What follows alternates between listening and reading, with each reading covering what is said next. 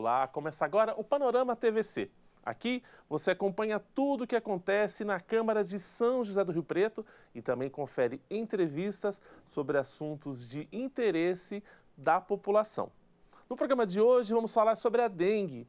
O índice de infestação predial em Rio Preto está crescendo, por isso os agentes de saúde estão intensificando as visitas aos imóveis da cidade para orientar a população. Temos também entrevistas sobre sedentarismo. Cerca de 1/3 da população está sedentária. Os riscos para a saúde são vários, sobretudo para o coração. A gente começa conferindo a inauguração do painel 8 de março, uma galeria de fotos que homenageia as mulheres que foram vereadoras em nossa cidade. A cerimônia foi marcada por muita emoção. Quem traz as informações é o repórter Alexandre Gama. A Câmara de Rio Preto inaugurou o painel 8 de março em homenagem às ex-vereadoras do município. Foram homenageadas com fotografias no corredor principal do Legislativo as ex-parlamentares Maria Lúcia de Oliveira, Rosinha Ciscone, Vaíta Dallapria, Eni Fernandes, Regina Chueire, Alessandra Trigo, Celi Regina e Márcia Caldas, além de Cleia Rodrigues e Jéssica Coletivas, que ocuparam cadeira na condição de suplentes. A homenagem é de autoria da vereadora Carina Caroline. Além de Carina, a atual legislatura conta com a vereadora Cláudia De Giuli, que está licenciada para ocupar cargo no Executivo. Eu não conheço. Se alguém conhecer, pode me falar. No estado de São Paulo ou no Brasil, uma Câmara Municipal, uma Assembleia Legislativa ou no próprio Congresso, onde há um espaço dedicado às mulheres públicas do Legislativo. Acho que é um fato inédito, pelo menos no meu conhecimento, que nós estamos fazendo aqui, graças à sensibilidade e à ideia da vereadora Carine Carolina. Todas vocês que já passaram pelo esse Legislativo sabem o quanto é difícil e permanecer nele. Então, acho que não poderíamos deixar de ter esse momento de gesto de gratidão, de mostrar o empenho de todas as mulheres em defesa do nosso município. Discursaram o prefeito, o presidente da Câmara e as ex-vereadoras homenageadas. Todas e todos ressaltaram a importância da iniciativa, lembraram de episódios importantes de quando ocuparam o cargo de vereadoras e aproveitaram para cobrar mais participação da mulher na política, além de respeito, igualdade e oportunidade. Cumprimentar todas as mulheres que contribuíram para o desenvolvimento de São José do Rio Preto, como vereadoras, como agentes públicos fundamentais. E Rio Preto tem esta marca, né? essa tradição. Eu tive a honra de ter 2 vice-prefeitas, né? A Maureen e a Eliana. Nós tivemos a honra de instituir em São José do Rio Preto a primeira Secretaria da Mulher. Então, eu quero dizer que nós estamos nesse 8 de março de 2023, aqui juntos na Câmara, para celebrar esse momento, né? Celebrar esse momento e dizer que temos muito que caminhar. Ainda seguindo com as homenagens às mulheres, no dia 8 de março, a ASCAM, Associação dos Servidores da Câmara Municipal, ofereceu um café da manhã para destacar a importância das servidoras, das terceirizadas e das vereadoras do Poder Legislativo. A TV Câmara acompanhou. A Câmara Municipal de São José do Rio Preto, por meio da Associação de Servidores da Câmara, a ASCAM, realizou o tradicional café da manhã em comemoração ao Dia Internacional da Mulher, no dia 8 de março. O evento tem por objetivo confraternizar e ressaltar a importância da data, além de homenagear vereadoras, assessoras, servidoras e funcionárias do Legislativo. Nós temos muitas mulheres que fazem toda a diferença aqui no Legislativo, que nos ajudam, né? Então, é um momento de confraternizar, é um momento da gente celebrar a força dessa mulher, né? O empenho que ela tem feito em favor da nossa população. São servidoras, são assessoras, são pessoas que cuidam da Câmara Municipal, que necessitam deste acolhimento, desse carinho e desse reconhecimento. Então, o Dia da Mulher nada mais é do que o reconhecimento da força da mulher, da dedicação, da atuação dela, e aonde ela estiver, ela faz a diferença. E essas servidoras, nós amamos elas, que fazem toda a diferença na nossa vida aqui. O Dia Internacional da Mulher foi marcado por vários eventos na Câmara de Rio Preto. Um deles foi o seminário que abordou políticas públicas para o combate à violência contra a mulher. A Câmara de São José do Rio Preto foi sede de eventos sobre as leis aprovadas no município e no estado de São Paulo, que obrigam bares, restaurantes, casas noturnas e eventos em geral a adotarem medidas de proteção a mulheres em situação de risco. O segundo seminário sobre violência doméstica contra a mulher foi organizado pelo gabinete da vereadora Karina Caroline, em parceria com a Vara da Violência Doméstica e Familiar e a Associação Bem Comum. A lei municipal de autoria do vereador Renato Pupo determina que os bares treinem os funcionários para identificar atitudes que possam desencadear a agressão contra mulheres. O juiz Alceu Correia explicou que esse é um trabalho preventivo, que vai de acordo com a aplicação da Lei Maria da Penha, e informou que somente neste ano foram registrados 276 pedidos de medidas protetivas em Rio Preto. Isso revela a necessidade, não é conveniência, é necessidade, é obrigatoriedade de se fazer alguma coisa. E a Lei Maria da Penha, quando a gente fala em Lei Maria da Penha, a gente pensa sempre nos crimes praticados contra a mulher, etc. Mas a Lei Maria da Penha não determina só a punição de agressores, ela determina também algo muito importante para nós, do poder público e para a sociedade civil. Ela obriga, ela determina que a sociedade civil e o poder público trabalhem integrados no combate à violência contra a mulher. Autor da lei municipal, o vereador Renato Pupo falou sobre a aplicação da lei. É um projeto que determina que os estabelecimentos acolham a mulher em situação de risco. E quando eu falo acolher a mulher em situação de risco, não é levar para casa, para a sua casa, não. É garantir que essa mulher fique numa situação segura até a chegada de um transporte igualmente seguro, seja um familiar, seja a polícia civil, militar, guarda municipal, as três sempre unidas nessa luta, seja um táxi ou um motorista por aplicativo, enfim, o estabelecimento, ele tem apenas que aguardar a chegada. E, se possível e conveniente, obviamente, ele próprio acionar esse meio de transporte. O vereador Pedro Roberto comemorou a conquista do Conselho Municipal da Mulher, que passou a ter papel deliberativo, e as ações realizadas em Rio Preto no combate à violência. Eu acredito que o número da violência, nossa aqui em Rio Preto, no país, é algo absurdo, só que existe um outro lado também, que hoje há muita motivação e muitos instrumentos para a mulher denunciar. Eu acho que isso é uma coisa positiva que tem acontecido. E a partir daí, surgem inúmeras formas também de trabalhar essa questão, como é o caso aqui da Vara da Infância, que o doutor Alceu conduz nos cursos para o agressor. Ele tem um dado muito interessante, que eu valorizo demais, que é o índice de menos de 2% de reincidência dos agressores que passam pelo curso. Representando o Ministério Público, a promotora Heloísa Tavares apontou que a lei municipal complementa a lei estadual e apresenta mais eficácia por incluir multas aos estabelecimentos que deixarem de prestar o auxílio às vítimas. Ela é mais protetiva no sentido de que ela traz essa necessidade de capacitar os funcionários e não tem ônus nenhum essa capacitação, não precisa ser nada muito complexo, essa capacitação dos funcionários, não precisa contratar nenhuma empresa, não precisa ser nada muito profundo. Uma orientação, se é uma empresa pequena, com poucos funcionários, uma orientação do próprio dono que tem conhecimento da lei, eu penso que isso já seja suficiente. E também o caráter punitivo. Como o vereador Renato mencionou, uma lei sem punição, ela não tem efeito nenhum. Então, essa punição, ela traz um caráter mais imperativo dessa lei.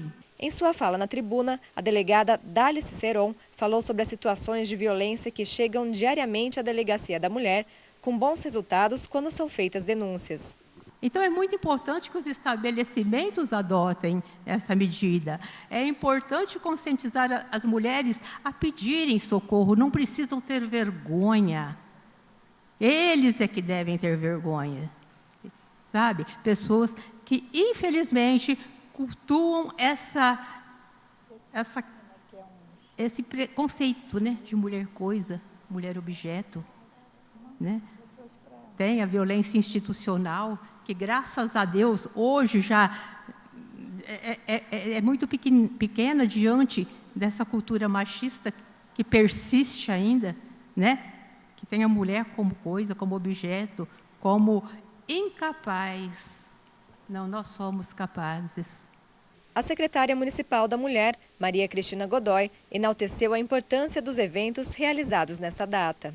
Hoje é um dia não somente apenas de homenagem para as mulheres, mas sim um momento para reflexão de como nós estamos vivendo no nosso cotidiano. É um dia que representa uma luta pelo nosso direito, contra a violência e contra todos os tipos de preconceito. A vereadora Karina Caroline abordou as políticas públicas de apoio à mulher para o rompimento do ciclo da violência e agradeceu a participação dos municípios da região durante o evento.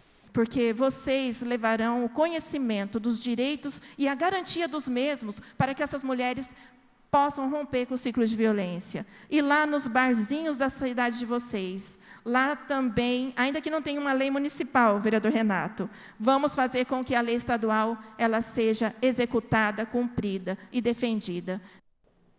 Os vereadores de São José do Rio Preto aprovaram 6 propostas durante a 7ª sessão ordinária desse ano.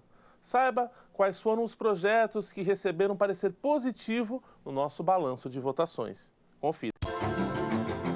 Os vereadores de São José do Rio Preto realizaram a 7ª sessão ordinária de 2023. Dos 7 itens que compunham a ordem do dia, 6 foram avaliados pelos parlamentares.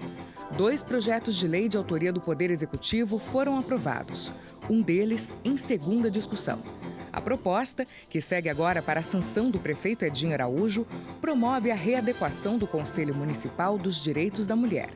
A medida torna o órgão deliberativo. A matéria do Executivo analisada em primeira discussão trata da abertura de crédito adicional especial no valor de R$ 155 mil para o Fundo Especial do Corpo de Bombeiros. Durante a 7ª sessão, foram votadas também 2 propostas de autoria do vereador Jean Charles, ambas no mérito. Uma institui a política municipal de prevenção às doenças ocupacionais na rede municipal de ensino. E a outra altera o regimento interno da Câmara, mudando as regras para a declaração de voto e chamada de vereadores para o uso da palavra durante as sessões. A pauta trouxe ainda, em primeiro turno, projeto de lei de autoria do vereador Pedro Roberto. A propositura inclui no calendário oficial do município o Dia da Comunidade Angolana, a ser comemorado anualmente em 29 de junho. Também na legalidade, os vereadores votaram um projeto do presidente da Casa, Paulo Paulera, que inclui o evento Band Pet Show, promovido pela Band Paulista, com o objetivo de promover bem-estar aos animais e tutores no calendário oficial da cidade. Para acompanhar o trâmite e as votações de todos os projetos na Câmara de Rio Preto, acesse www.riopreto.sp.leg.br. O presidente da OAB Rio Preto, o advogado Henri Atic, fez visita de cortesia ao presidente da Câmara Municipal de São José do Rio Preto, Paulo Paulera. A TV Câmara acompanhou a visita.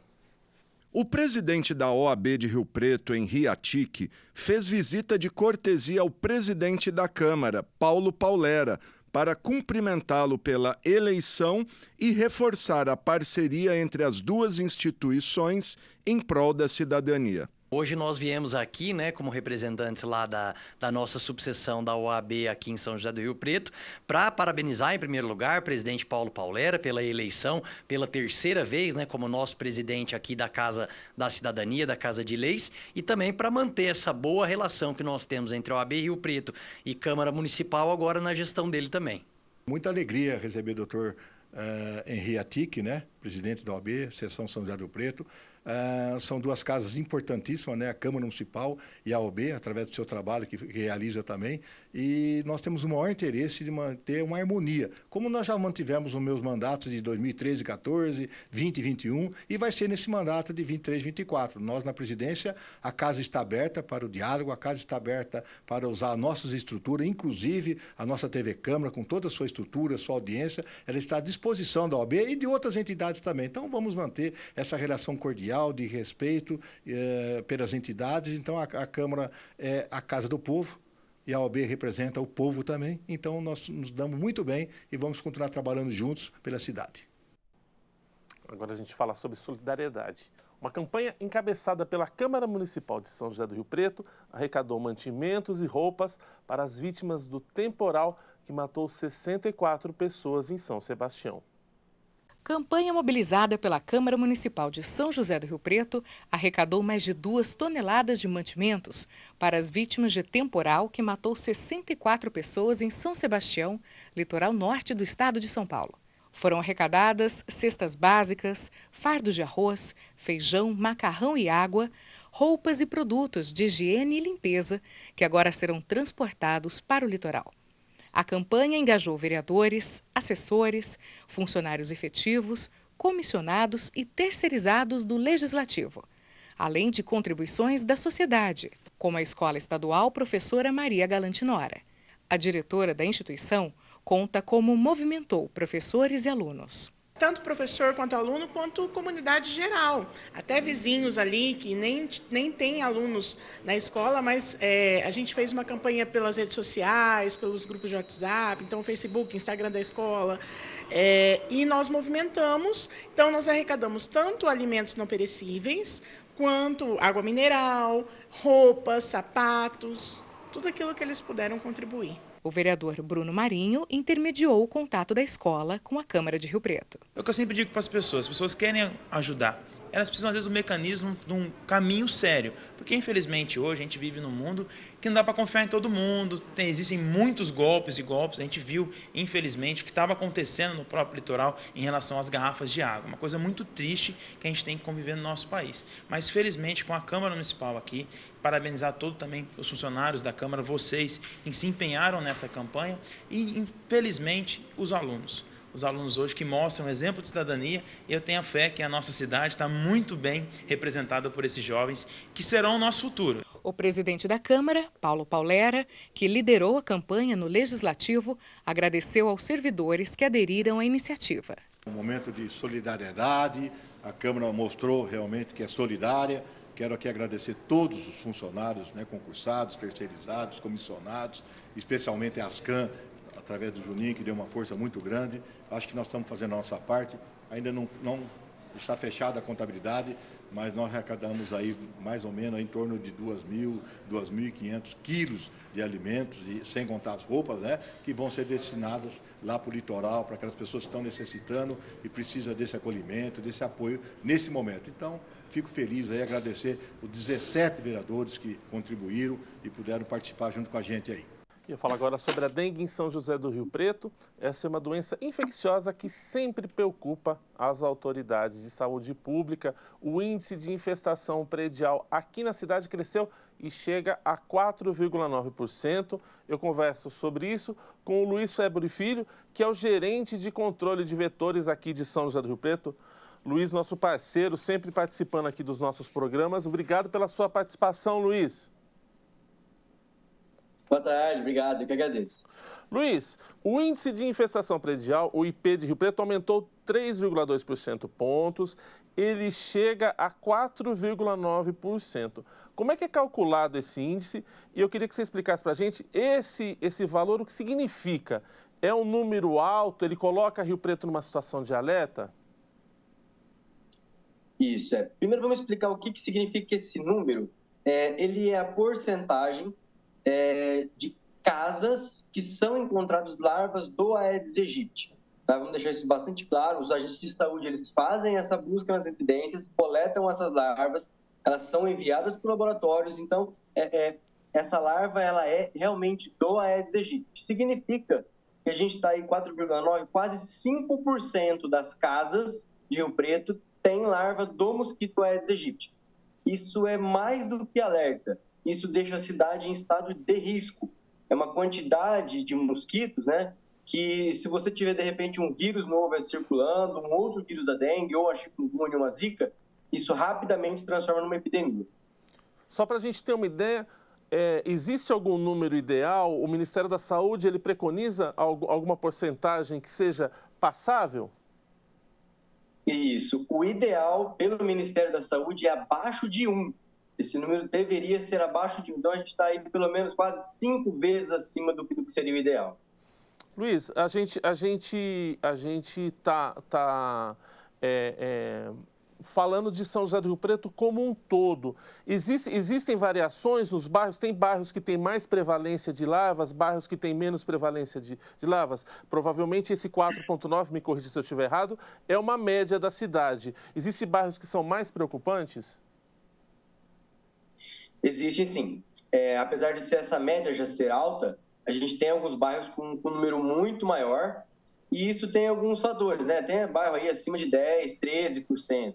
Mas o que determina isso, às vezes, é a quantidade de casas. Por exemplo, o Cidadania, né? Que é o bairro que hoje tem o maior número. As casas são muito próximas, é de fácil localização. Então, o próprio número de quadras e casas faz com que esse número seja mais alto em alguns bairros. Isso não diminui o fato de problema em outros bairros. Entendi. Mesmo um bairro que tem um número maior, a gente ainda está nesse estado de risco.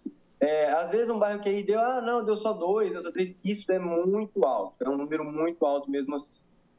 E qual que é o perfil? Onde é que essa danada dessa larva está? Se a gente for traçar um perfil de onde ela se esconde, tem como a gente saber onde ela está mais localizada? Existe sim, a gente consegue, pelo próprio boletim mesmo do IB e pelo índice de Breton, saber exatamente onde fica essa larva. Então, a gente tem, de novo, né, em primeiro lugar, o vaso de planta, aquele pratinho pingadeira que fica embaixo da planta, os ralos, e o que tem mudado nos últimos tempos, aí, que tem aumentado muito e hoje está em terceiro lugar, que é o bebedouro animal.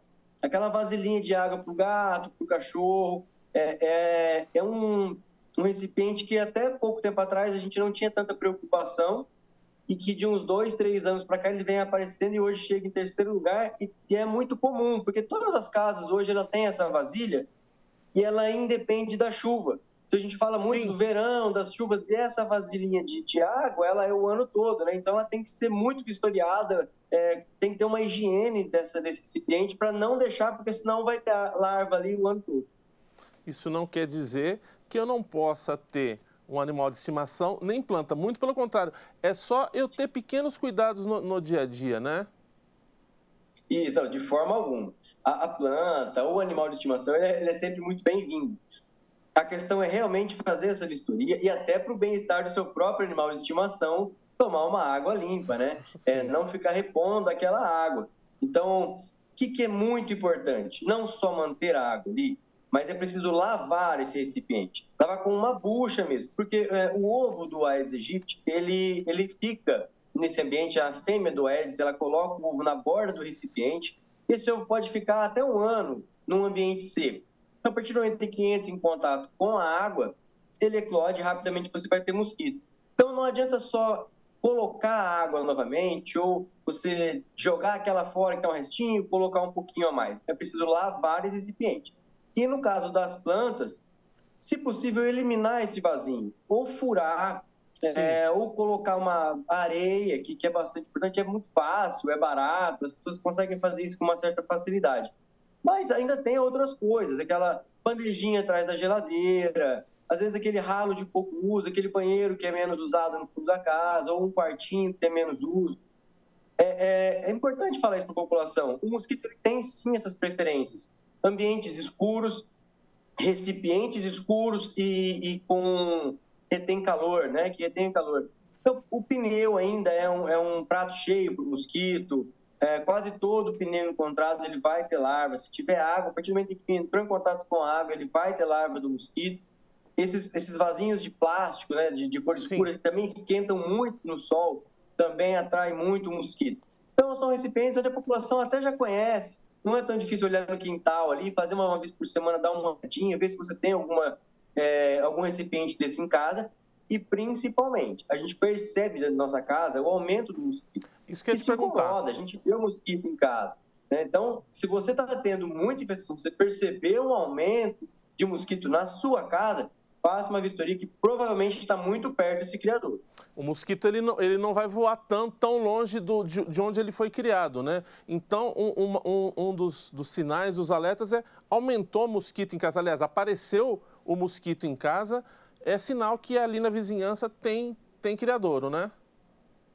Exatamente. E, normalmente, em grande parte dos casos, até pelas denúncias que a gente recebe bastante aqui na secretaria, quando o morador fala, olha, minha casa está com muito pernilongo, está chegando muito mosquito, a gente já busca direto dentro da casa dessa pessoa. Porque se tem mesmo muito pernilongo dentro dessa casa, o recipiente de criadouro está muito próximo. Normalmente é dentro da casa ou num vizinho muito próximo. O mosquito ele até tem uma capacidade de voo, a gente coloca aí no quarteirão, 2 quarteirões no máximo. Mas isso para ele, no ambiente urbano, da forma que a gente está vivendo, ele não tem essa necessidade de voo longo, porque ele vai encontrar uma pessoa para ficar e se alimentar muito próximo. Então, ele não precisa voar 100 metros, ele com 30 metros, 50 metros, com certeza ele vai encontrar alimento e ele para ali. Ele fica sempre num ambiente baixo. O Aedes é um mosquito de voo baixo, né? Não é um mosquito que voa em grandes altitudes. Mas, então, assim, encontrou em casa, pode olhar na sua casa, dá uma olhada em tudo aí, algum ralinho que você não está olhando, algum vaso de planta. Às vezes, um recipiente muito pequeno, uma tampinha de garrafa é suficiente para manter com água ali. Em uma semana, você vai ter mosquito adulto em casa. Vamos dar o serviço, para a gente começar a encerrar nosso papo, Luiz, vamos dar o serviço. Desde novembro, vocês têm feito visitas nas casas, separando por bairros da cidade. Esse sábado, dia 11/3, tem visita dos agentes de saúde, os agentes estão nas ruas, né? Como é que funciona essa visita? Você lembra que bairros vão ser visitados nesse sábado? Sim, a gente está fazendo isso já desde o final do ano passado, né, desde novembro. Agora, durante esse ano, foram todos os finais de semana. A gente está fazendo agora no dia 11, no Parque Estoril, Anchieta, Jardim Gabriela, o Lealdade e Amizade e no Maria Lúcia. Funciona da seguinte forma: as outras unidades de saúde mais próximas, 4 ou 5 unidades próximas dessas que eu citei, os agentes vão para essas áreas e tentam fazer aquele arrastão mesmo, fazer a cobertura da área toda. E assim a gente faz esse rodízio a cada fim de semana, né? Para aumentar a quantidade de agentes numa área para realmente fazer essa limpeza na cidade toda. Quais as dificuldades que os agentes têm tido nessas visitas? Eles têm encontrado moradores? Os moradores estão deixando os agentes entrar? Como é que está sendo esse trabalho? Olha, infelizmente a gente tem uma dificuldade muito grande, né? Além de fazer isso no sábado, que já é exatamente para encontrar aquele morador que trabalha durante a semana, que mantém a gente sabe que isso é muito comum, então o sábado realmente é para isso. Nós conseguimos já fazer o trabalho em 25 mil imóveis até agora, mais de 25 mil. Mas nós visitamos já quase 50 mil. E metade disso a gente não conseguiu abrir. Então, a gente tem uma pendência muito grande, chega aí a quase 50% a nossa pendência, né, de imóveis fechados. E mesmo assim, o agente nele consegue tanto deixar um panfleto, ou se for um imóvel que esteja abandonado, fechado, um terreno, ele pode fazer essa fiscalização, anotar esse endereço, depois a gente encaminha isso, busca esse proprietário, mas realmente existe a dificuldade, além da recusa. Nós já estamos aí em 4 meses, praticamente 4 meses, a gente chega perto de 1.000 recusas, que é aquele morador que está em casa e que realmente não deixa o agente de saúde entrar. Dureza, hein? Ô Luiz, quem quer ter mais informações, fazer denúncias, sugerir, tem algum canal da prefeitura, algum canal da vigilância que ele possa entrar em contato, ou por site, ou por telefone, que você pode deixar para a gente? Tem sim.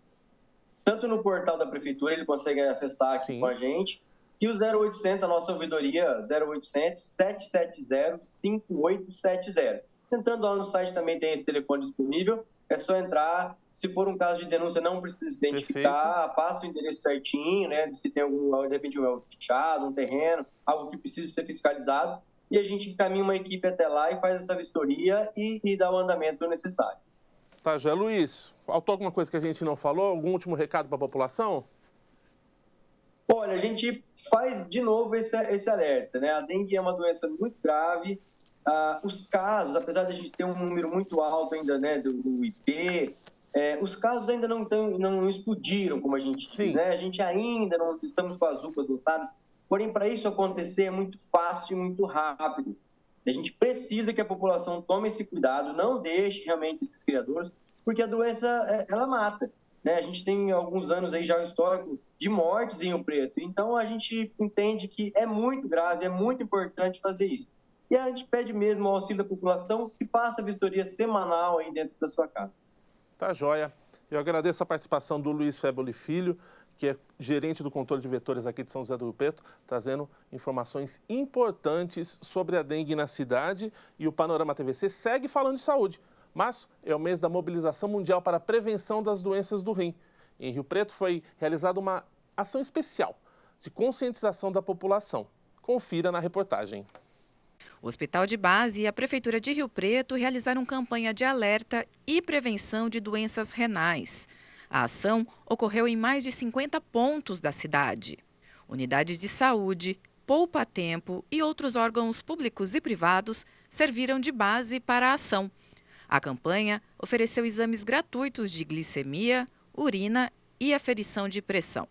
Procedimentos simples, mas que são fundamentais para o diagnóstico precoce das doenças que afetam os rins. A melhor maneira de prevenir doenças renais é saber como é que é o estado atual do seu rins. E a melhor forma de se fazer isso é colher esses exames simples, que é a creatinina, urina tipo 1 e a glicemia. Por quê? Porque a doença renal acomete muito mais pacientes que são hipertensos e diabéticos. 2/3 dos pacientes que fazem diálise têm ou hipertensão ou diabetes. Então, essa população mais atingida, mais vulnerável, é obrigatório que ela faça, pelo menos anualmente, uma creatinina e uma urina para ver se tem proteína na urina. Mas toda a população, ela precisa também saber como é que está funcionando o seu rim. A DRC, doença renal crônica, afeta 1 em cada 10 pessoas no mundo. Ela é caracterizada pela lesão progressiva e irreversível que afeta a função dos rins. Esses órgãos filtram o sangue para eliminar substâncias nocivas ao organismo. Eles também regulam a pressão arterial, controlam a quantidade de sal e água do organismo, entre outras funções.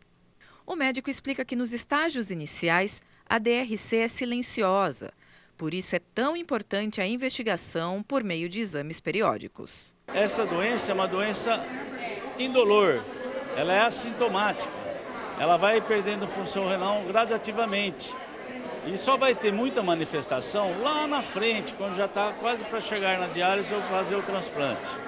Então nós precisamos fazer de uma forma que a gente anteceda esse desfecho.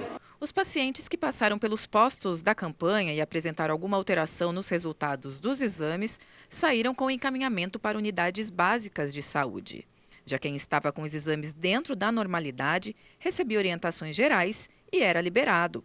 Esse foi o caso de Sandra Regina, que aprovou a iniciativa. Eu acho muito importante porque nem todos da população conseguem alcançar uma consulta, um exame preventivo. E essa ação eu achei muito importante, tanto que eu vim para fazer os exames, me propus a fazer, né?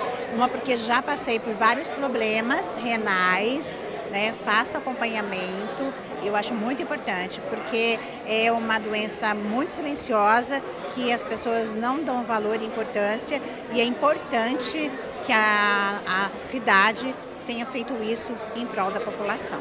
O prefeito Edinho Araújo esteve presente em um dos pontos da ação. Ele destacou a importância da medida e o impacto das ações preventivas na qualidade de vida da população. As pessoas prevenindo não vão sofrer tanto, não vão ter que submeter a um tratamento mais severo e a própria saúde terá uma economia. Então é disso que se trata, é prevenção, conscientização, para que nós possamos cada vez mais ter uma vida saudável para todos e com expectativa de vida, mas vida ativa. Falando em vida ativa, que o nosso prefeito falou, a gente fala sobre sedentarismo. 1/3 dos brasileiros não faz exercício físico, o que impõe riscos ao coração e à saúde do corpo. A gente conversa sobre esse tema agora com o médico do IMC, do Instituto de Moléstias Cardiovasculares, especialista em medicina do esporte e do exercício, Dr. Adriano Frois. Doutor, muito obrigado pela participação. Seja muito bem-vindo aqui no Panorama TVC. Matheus, eu que agradeço a oportunidade. Eu falo sempre que agora parece que todo dia a gente tem uma data comemorativa de alguma coisa, né? E eu fico muito feliz quando a gente consegue chamar dentro dessas datas comemorativas campanhas de conscientização para alguns assuntos que são de extrema relevância para a nossa população. Então eu fico muito feliz em aproveitar aí um veículo de comunicação para que eu possa falar com vocês um pouquinho sobre o tema tão importante. O Adriano, dia 10 de março é o Dia Mundial do Combate ao Sedentarismo. Tecnicamente, existe uma definição do que é ser sedentário, alguma classificação para isso? Como é que eu identifico se eu estou ou sou sedentário? Existe sim, Matheus. Primeiramente, quando a gente fala sobre sedentarismo, né? E eu, graças a Deus, tenho a oportunidade de falar um pouquinho sobre isso. O ato de ser sedentário em si foi algo extremamente relevante para a nossa civilização, né? A partir do momento que o homem pôde se assentar em um território, cultivar a terra, como é que a gente chama? Domesticar animais e poder, de certa forma, construir a civilização que nós vemos hoje, faz com que o homem tivesse um grande passo na civilização e um grande passo na evolução. O maior problema de tudo isso é o que o mundo moderno fez com esse estilo de vida, né? Hoje em dia, quanto mais a gente tem as possibilidades e acervos do ponto de vista tecnológico, isso faz com que aumente demais o número que a gente passa, horas que a gente passa do nosso dia, minutos em posição, em condições inativas, horas do nosso dia sentado, enfim. Então, o que o mundo moderno trouxe para esse estilo de vida faz com que a gente tenha hoje circunstâncias que andam de mãos dadas com uma infinidade de doenças, né? Entre elas a obesidade, doenças cardiovasculares, enfim. O que a Organização Mundial de Saúde preconizava há um certo tempo atrás era que o indivíduo deveria, para sair da condição de sedentarismo, se exercitar por pelo menos 150 minutos por semana. Hoje isso tudo tem mudado. E as estratégias hoje passam para 300 minutos por semana, tá? Então, o indivíduo, aí, se a gente conseguir dividir ao longo do dia, a gente vai ter alguma coisa em torno de 45, 50 minutos diários de exercício ao longo de uma semana de 7 dias. Então, é mais ou menos por aí o que a Organização Mundial de Saúde preconiza para que o indivíduo deixe de estar no estado de sedentarismo. A gente está com um dado aqui que cerca de 1/3 dos brasileiros não faz exercício físico. É um número bastante alto. E aí eu pergunto, por que a gente tem que combater o sedentarismo? Quais as doenças, quais os males que andam junto com essa atitude, às vezes preguiçosa do dia a dia? Onde é que o nosso corpo vai padecer mais? E é exatamente sobre esse termo, né, que eu gostaria de falar, né? No dia 4 de março, nós comemoramos o Dia do Combate à Obesidade. E o estado de vida sedentário, ele é um dos fatores de risco para que a gente venha a desenvolver a obesidade. E a obesidade hoje, durante muito tempo, né, a obesidade ela foi vítima não apenas de banalizações dentro da medicina e dentro de um contexto social.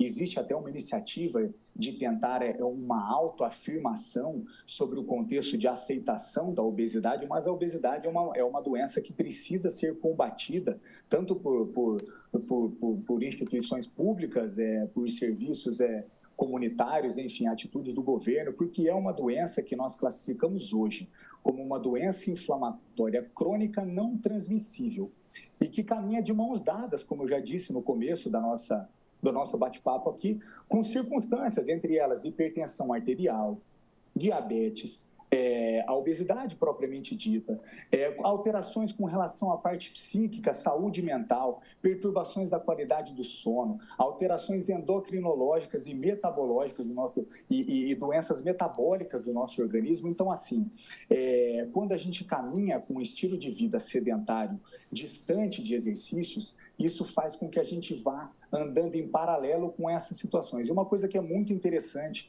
da gente pensar, da gente contextualizar e conceituar, é que existe uma distância grande entre atividade física e exercício.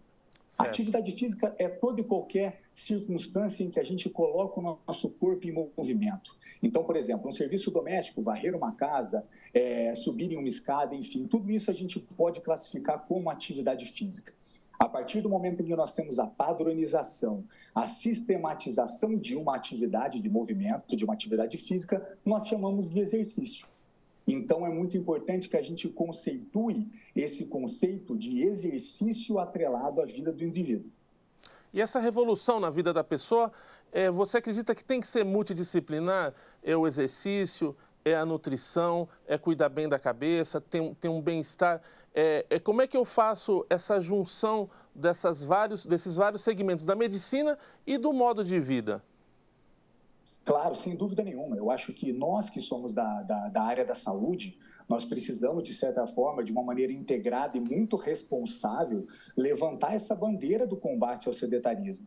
Seja o médico, o educador físico, o nutricionista, o fisioterapeuta, quem trabalha com o paciente precisa incentivar e ser um incentivador de prática de escolhas inteligentes. Quando a gente diz em escolhas inteligentes, elas variam muito além do que o estilo de vida, cardápio, vida social, enfim. A gente precisa entender que hoje, talvez, o exercício seja a atitude não farmacológica mais eficaz a ser inserida como uma ferramenta terapêutica no tratamento de muitas doenças, seja ela hipertensão, obesidade, diabetes, o câncer. Então, estar atrelado a um meio de vida saudável, com escolhas inteligentes e atreladas a um contexto de exercícios é fundamental para que a gente possa pensar não só em longevidade, como também em bem-estar. E existe alguma idade que você acredita que não é possível mais mudar esse relógio ou ainda dá tempo para todo mundo? Não, dá tempo para todo mundo. Eu falo assim, antigamente a gente falava, né, que para a gente se exercitar basta você ter uma roupa apropriada para tal e a gente pode sair fazendo qualquer tipo de exercício. Isso não é bem assim, né? Claro. Toda vez que a gente vai propor uma mudança, seja ela qual for dentro do nosso estilo de vida, a gente precisa de orientação. Mas é sim, a gente hoje a gente precisa motivar as nossas crianças e a gente precisa atender de uma maneira, abraçar a nossa população que vem aí adentrando a terceira idade e buscar cada vez mais. Toda vez que a gente induz uma modificação de vida atrelada a exercício, escolhas saudáveis do ponto de vista de alimentação e se distancia do contexto da obesidade, do sedentarismo, a gente tem a capacidade de aumentar a sobrevida dessa pessoa em até 12 anos. Então, é aquela pergunta que eu faço, independente da idade, por que não a gente pensar em aumentar a nossa sobrevida por pelo menos 10, 12 anos, né? Então, também, para um pai, também é uma bela herança para deixar para o filho, é um belo legado ele incentivar desde cedo essa criança a ter uma vida ativa e esportiva, né? Sem dúvida nenhuma, e isso é algo fundamental, né, por exemplo, porque a gente sabe que os nossos filhos, eles se espelham muito nas atitudes dos pais, né? E se a gente cria uma criança hoje dentro de um contexto onde as variáveis são atreladas a escolhas saudáveis, de uma maneira quase que fisiológica, a criança vai captando essas informações e vai assimilando esses conceitos também.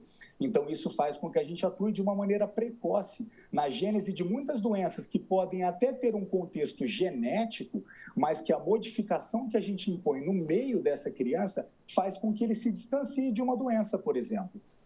Entendi. Adriana, explica para mim, me chamou bastante atenção a sua especialidade, medicina do esporte e do exercício.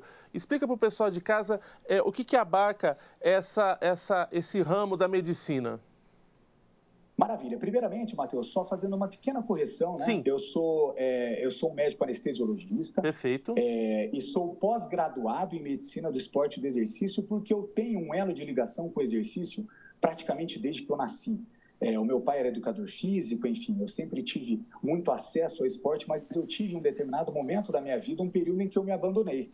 Coincidiu com o meu final da faculdade de medicina, o início da minha jornada de trabalho, e eu venho de uma história aí, de uma guerra e de uma luta contra todas essas variáveis, obesidade, sedentarismo, enfim, eu presenciei tudo isso. E eu senti em um determinado momento uma carência muito grande dentro da minha faculdade de medicina de ter um assunto esporte envolvido, a saúde do paciente atleta envolvido na minha formação. E foi por isso que eu me pós-graduei. Então, a medicina do esporte e do exercício hoje, ao contrário do que muita gente pensa, que o médico do esporte cuida única e exclusivamente da saúde do paciente atleta, não é isso. A gente, como medicina do esporte e do exercício, a gente precisa ter a capacidade de integrar as especialidades médicas que existem hoje, seja ela cardiologia, endocrinologia, pneumologia, ortopedia, tentando trazer um elo de ligação dessas especialidades com o exercício, para que a gente possa propor opções terapêuticas e para a gente possa fornecer ferramentas para o nosso paciente, para que ele possa ter, sim, uma harmonia com o exercício e viver através dele. Então, a medicina do esporte e do exercício é muito isso. Eu vejo muito a medicina do esporte e do exercício como mais uma medicina que atua na prevenção, na reabilitação e no tratamento do que simplesmente no cuidado de um paciente atleta. Para a gente encerrar nosso papo, eu sei que você hoje vai ter um dia comprido de atendimentos e de consultas. Adriano, na sua percepção pessoal de médico, a gente valoriza muito o corpo no sentido do exercício, de mostrar um corpo sarado, esse tipo de coisa. E às vezes também a pessoa fala, mas eu sou magro, eu não tenho problema nenhum. As pessoas magras também podem ter problemas, não é? Também precisam se exercitar. Sem dúvida nenhuma. Hoje em dia, se a gente tem graduações, né, da gente poder contextualizar situações como obesidade, e a gente percebe que pessoas que caminham no sentido oposto ao contexto da obesidade, e que a gente tem uma variável, né, chamada IMC, que é Índice de Massa Corpórea, que é uma variável numérica em que a gente gradua diversos graus, tanto o indivíduo sobrepesado quanto obeso, quanto o indivíduo demasiado emagrecido e desnutrido. E a gente percebe que o caminho, quando a gente tem um IMC baixo demais, que caminha para a desnutrição, por exemplo, é tão prejudicial quanto o caminho que caminha para a obesidade. Então, estar aliado ao exercício é saudável para ambas as pontas da corda. Tá, Joia. Para a gente encerrar nosso papo, queria que você deixasse um recado para o pessoal de casa a respeito dessa retomada do próprio corpo e de se cuidar melhor.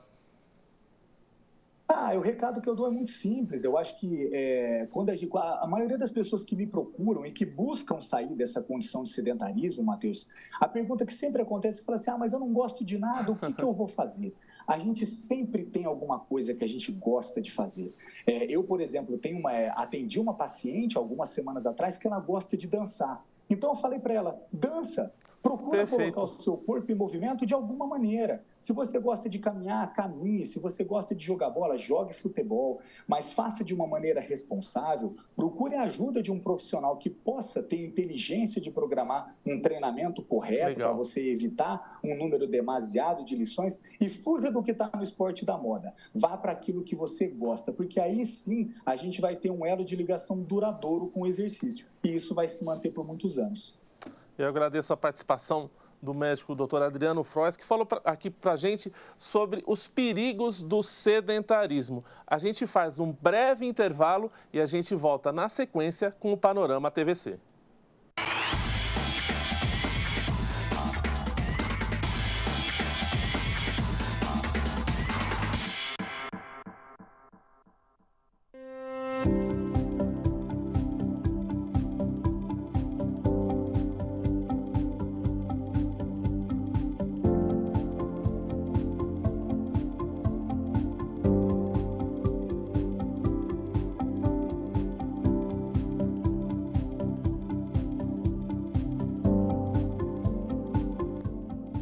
Na sua loja de aplicativos do seu celular, procure por Processo Legislativo Digital. Após a instalação, abra o aplicativo Processo Legislativo Digital e procure por Câmara Municipal de São José do Rio Preto. E pronto! Agora você pode consultar todos os projetos que estão em tramitação na Câmara, pautas das sessões, todas as leis, votações, ordem do dia e muito mais. E ainda você terá acesso direto com os vereadores, ouvidoria da Câmara e acesso aos conteúdos da TV Câmara Rio Preto. Processo Legislativo Digital, o app do Legislativo de Rio Preto.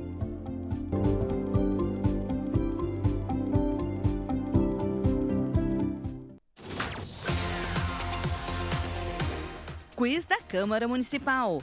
Quais são os processos de votação? A. Simbólico e nominal. B. Nominal, secreto e representativo.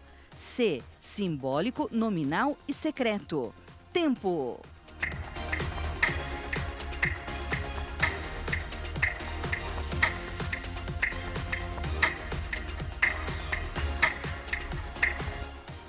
A resposta correta é C. Os 3 processos de votação são simbólico, nominal e secreto. Por onde passa, ele mexe com as nossas lembranças. É que de geração em geração, de gota em gota, foi com ele que aprendemos que não existe nada mais importante do que a vida. Ei, amigos, é Gotinha! Que bom te ter de volta para reconstruir a vacinação do Brasil. E para dar início ao movimento nacional pela vacinação, vai começar a dose de reforço bivalente contra a Covid-19 para grupos prioritários. Vamos salvar vidas, sim. Vacina é vida. Vacina é para todos. Ministério da Saúde, Brasil, União e Reconstrução, Governo Federal.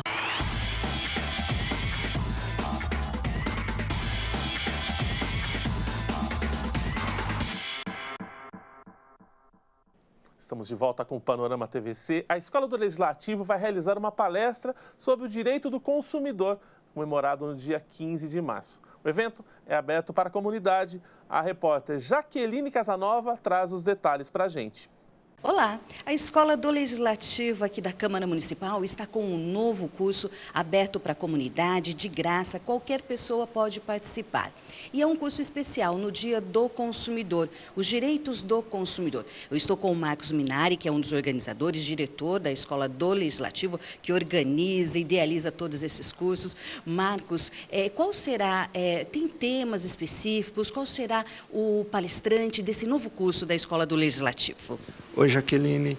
Esse curso ele tem como objetivo informar o consumidor sobre seus direitos, especificamente aqueles mais voltados ao PROCON, quando que ele procura o PROCON, como ele pode resolver os seus problemas, né? E nós vamos contar aqui com a presença do diretor do PROCON, o Gé Dornelas. Ele já atuou como vereador aqui na casa, ele é um advogado com ampla experiência no ramo, e ele vai poder contribuir muito aqui com as informações sobre os direitos que cada consumidor tem na hora de realizar as suas transações no dia a dia, né, no mercado. Marcos, e como a população pode fazer inscrição? A inscrição pode ser feita diretamente pelo link, né, que nós temos divulgado no site da Câmara, que na página da Escola do Legislativo, também pode ser feito por e-mail. Eu já vou aproveitar e deixar aqui o e-mail registrado, né, que é escoladollegislativo@riopreto.sp.leg.br, e também por meio de telefone, conversando comigo, né, Marcos, ou com a Poliane, que é a coordenadora da escola, pelos telefones 3214 7746 ou 3214 7794. Marcos, esse curso ele fornece certificado, porque é uma boa oportunidade para quem é estudante, universitário, que precisa de certificado para complementar horas e se capacitar também, né? Exatamente, ele é aberto a toda a população, né? E sim, a gente fornece esse certificado. Nós somos uma escola que foi aprovada pela resolução aqui dos vereadores da Câmara, então é tudo institucionalizado. E nós fornecemos certificados assim que completa o curso. Marcos, muito obrigada por suas informações e ótimo curso a todos. Estão todos convidados para participar aqui desse curso do Legislativo, Direito do Consumidor, no dia 15 de março. Qual será o horário, Marcos? Já estávamos esquecendo. Às 14 horas da tarde. É só presencial ou pode ser online? presencial nesse momento. Então vamos falar o endereço aqui da Câmara. Isso, é Rua Silva Jardim, 3357, aqui no centro de São José do Rio Preto. Né? Bem ao lado aqui da Prefeitura, tem o prédio da Prefeitura na Andaló, assim, virando a esquininha tem a Câmara Municipal, então o curso é presencial. Marcos, muito obrigada. Jaqueline Casanova para a TV Câmara, o canal do Legislativo. Semanalmente, a TV Câmara destaca as vagas ofertadas pelo balcão de empregos da Prefeitura de Rio Preto. Nessa semana, são mais de 670 vagas. Confira. O balcão de empregos da Prefeitura de Rio Preto está com 675 vagas disponíveis.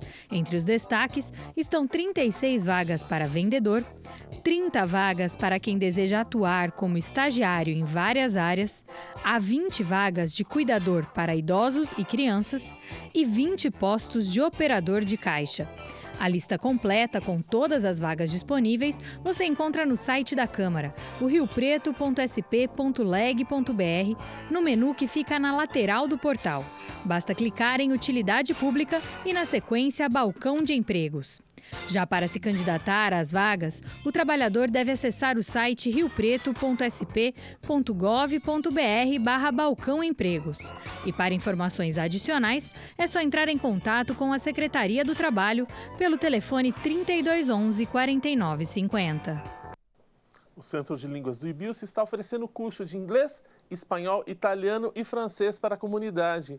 Vamos com a repórter Jaqueline Casanova para saber os detalhes. Olá, o IBILSE Unesp de Rio Preto está oferecendo o curso de idiomas para a comunidade. Entre os dias 14 e 16 de março, o Centro de Línguas abre inscrição para os cursos de espanhol, inglês, francês e italiano.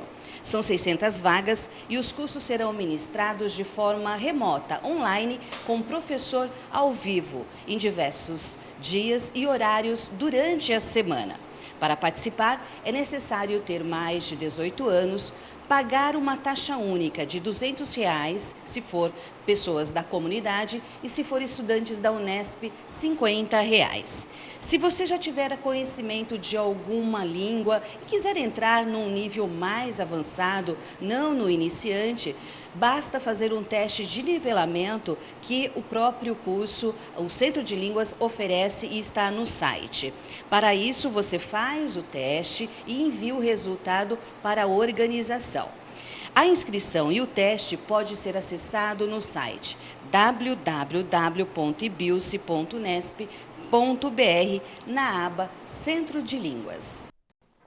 A lenda do motocross e das manobras radicais nas festas de peão, Gini Fireball, trouxe para Rio Preto o kart terapia. Os alunos da PAI puderam andar de kart com o motoqueiro maluco.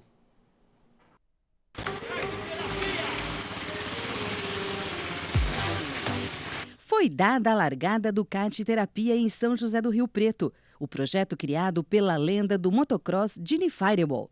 A Câmara Municipal participou da abertura no Centro Regional de Eventos. O estagiário da TV Câmara, Guilherme, acelerou com o Fireball, norte-americano que se apaixonou pelo Brasil e aqui escreveu uma história de vitórias no motocross, Fórmula Truck, no kart, além de ter agitado as festas de peão com sua moto.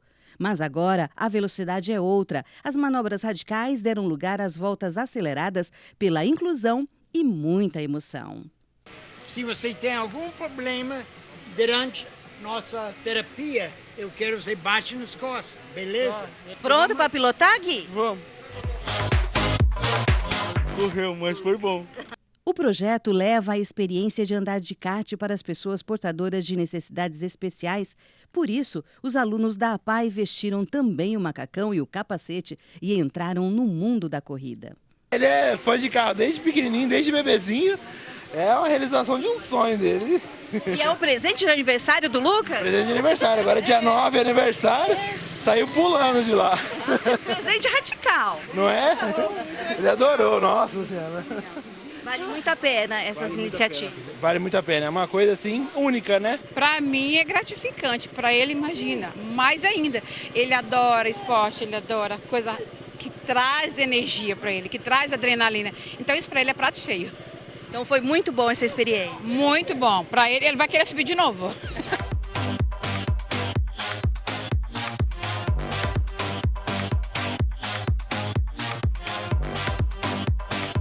Está sendo uma experiência única, completamente diferente de todo o usual deles, da realidade deles, inclusive, da nossa também, né? Porque é um esporte que realmente eles estão tendo oportunidade de vivenciar. Em 2014, Ginny Fireball começou a ensinar a pilotagem de kart e daí surgiu a ideia de aliar a modalidade esportiva como uma atividade terapêutica. Para nós, mãe de uma criança especial, é muita emoção. Qualquer atividade diferente, qualquer coisinha que eles, né, fazem para nós, parece que é a melhor coisa do mundo. Se você vê, por exemplo, qualquer progresso, você entendeu? Se você vê ele mexendo a pontinha do dedo que ele não mexia, já parece que a gente ganhou o mundo. Aqui, Ginny Fireball adaptou o veículo para mais um lugar, um copiloto que pode vivenciar uma corrida. O kart terapia está visitando diversas cidades brasileiras. Tanta história que ele tem, né? Tanta de conquista, isso é importante. Agora, a soma dessa importância, né, de você poder fazer essa kart terapia, né, você trazer as crianças que são de alguma forma ou de outra um pouco mais especial para viver essa adrenalina, viver essa oportunidade, isso é uma coisa muito gratificante, sem preço, uma coisa que a gente leva e com certeza essas crianças vão levar muito mais do que a gente nesse momento. O prefeito Edinho Araújo, que deu a bandeirada para a largada, também vivenciou o kart terapia.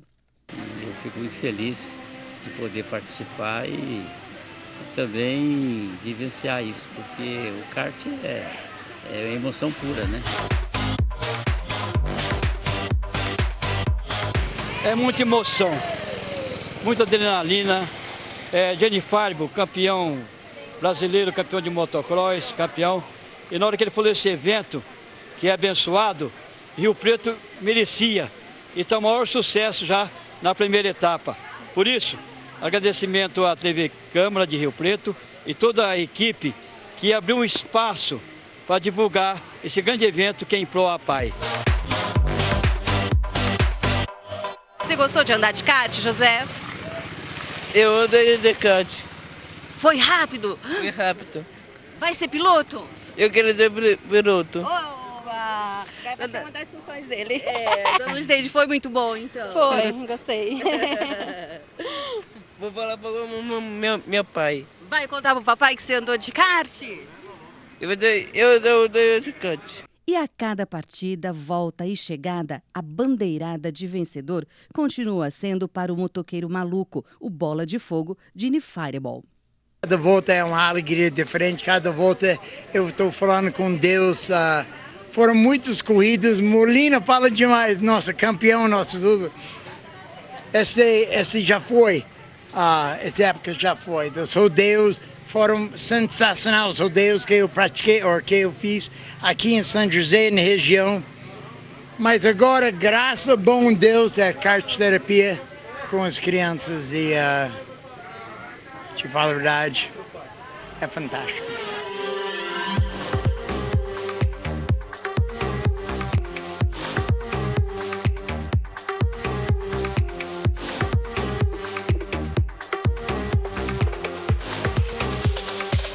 Ginny Fireball, animal! Yeah! Belíssima reportagem da nossa colega, a Jaqueline Casanova. E já fica um abração para o nosso super estagiário, o Guilherme Paixão, o Gui, que estava nessa reportagem. Antes de eu encerrar o Panorama TVC, eu gostaria de registrar que enquanto eu estava apresentando esse programa, lá no seu Diocleciano, foi inaugurada uma arena esportiva em homenagem a um grande amigo meu que já faleceu há quase um ano, o jornalista Joselito Paganelli, que morreu precocemente, conhecido da cidade de São José do Rio Preto. Eu humildemente dedico esse jornal a esse meu amigo e toda e qualquer homenagem a ele é pouca. E o Panorama TVC termina aqui. Se você quiser rever este programa, basta acessar o nosso canal no YouTube. Estamos lá como TV Câmara Rio Preto. Todas as informações do Legislativo Rio-Pretense você encontra no nosso site www.riopreto.sp.leg.br e também em nossas redes sociais. Estamos no Facebook e no Instagram. Muito obrigado pela sua audiência e até o próximo programa. Tchau!